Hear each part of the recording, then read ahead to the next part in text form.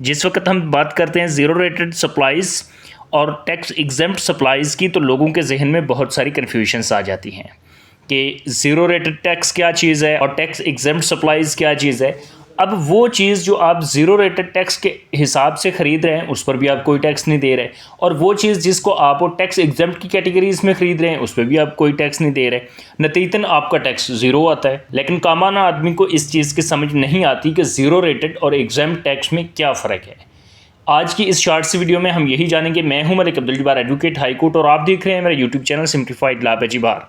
अगर हम बात करें ज़ीरो रेटेड सप्लाईज़ की, तो ये सप्लाईज़, ये गुड्स टैक्सेबल गुड्स होती हैं, और अगर इसके बरअक्स हम बात करें एग्जेम्प्ट सप्लाईज़ की, तो ये नॉन टैक्सेबल गुड्स होती हैं। अगर दूसरी तरफ हम देखें तो टैक्सेबल गुड्स जो ज़ीरो रेटेड हैं उन पर भी 0% टैक्स चार्ज होगा, और जो एग्जेम्प्ट सप्लाईज़ हैं उन पर भी ज़ीरो टैक्स। तो दोनों का जवाब आ गया ज़ीरो।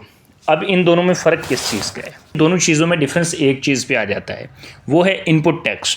अब इनपुट टैक्स क्या चीज़ है? जिस वक्त आप कोई चीज़ ख़रीदते हैं उस पर आपने सप्लायर को जो टैक्स अदा किया वो इनपुट टैक्स है, और इनपुट टैक्स बाद सूरतों में रिफ़ंडेबल होता है और बाद सूरतों में रिफ़ंडेबल नहीं भी होता। फॉर एग्ज़ाम्पल, अगर ज़ीरो रेटेड सप्लाईज़ हैं तो वो रिफ़ंडेबल टैक्स है, और अगर एग्जेम्प्ट सप्लाईज़ हैं तो उन पर आपको वापस नहीं मिलेगा।